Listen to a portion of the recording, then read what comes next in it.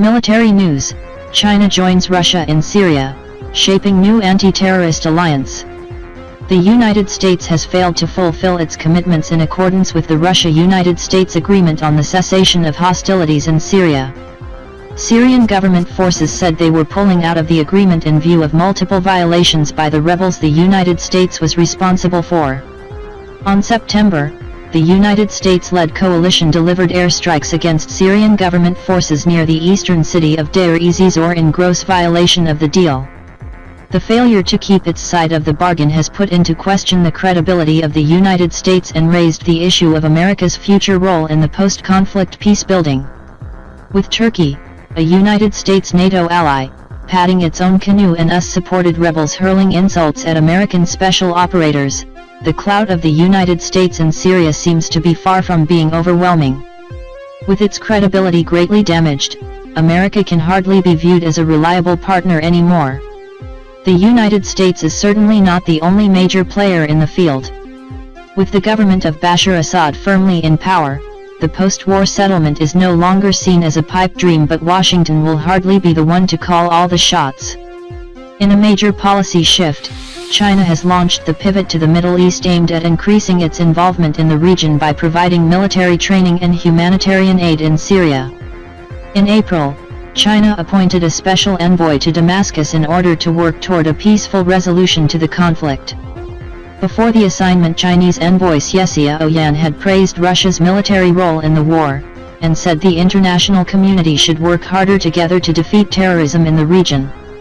On August, Rear Admiral Guan Yufei, the head of the Office for International Military Cooperation under the Central Military Commission that oversees China's 2 million-member armed forces, visited Syria to meet Syrian Defense Minister Fahd Jassim al-Farij and Russian Lieutenant General Sergei Shvarkov, head of the ceasefire monitoring mission in Syria, as well as Russian top commanders at the Hmeimim military base on the Syrian coast. The visit marks a major milestone in the relationship to make Beijing a party to the conflict. During the visit, China and Syria announced plans to boost military cooperation, including training and humanitarian aid, signaling stronger Chinese support for Damascus. It is the first public visit by a senior Chinese military officer to the country since the Russian armed forces launched its operation in Syria last September. According to the Global Times, published by the Chinese Communist Party's flagship People's Daily, Beijing had already deployed special advisors and military personnel in Syria by the time of the historic visit and provided the Syrian military with sniper rifles and rocket launchers. No doubt, the visit was a diplomatic poke in the eye for the United States amid mounting tensions over territorial disputes in the South China Sea. The Chinese entry into the war is caused by the increasing number of Chinese Muslim Uyghur militants fighting alongside Syrian rebels in the country's north. Rear Admiral Guan Yufei said over 200 Uyghurs was currently fighting in Syria. China wants them to be either put on trial at home or exterminated on the Syrian battlefield. Its concern is justified. Today there is a Uyghur neighborhood in Ar Rakta, and the Islamic State, IS, group publishes a newspaper especially for its members.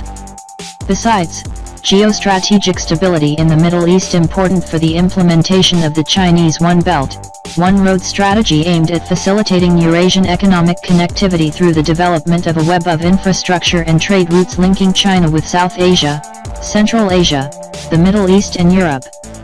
The current fracturing of the Middle East as a result of the Syrian crisis hinders the efforts to bring this project into life. Last year, China altered the national legislation to allow the deployment of its security forces abroad as part of a counter-terrorism effort. China may play a key role in Syria's post-conflict economic recovery.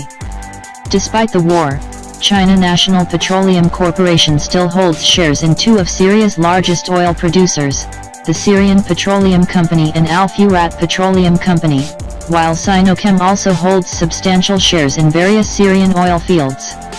In December, China offered Syria $6 billion worth of investments in addition to $10 billion worth of existing contracts, as well as a big deal signed between the Syrian government and Chinese telecommunications giant Huawei to rebuild Syria's telecom infrastructure as part of China's $900 billion Silk Road Infrastructure Initiative.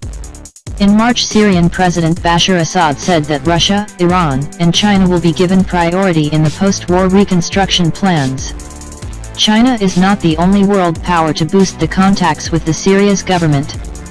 On August 20th, just 6 days after the Chinese top military official held talks with Syria government officials and Russian military commanders, Indian Foreign Minister Mobashir Jad Akbar visited Damascus to demonstrate India's support for the Syrian government in the conflict.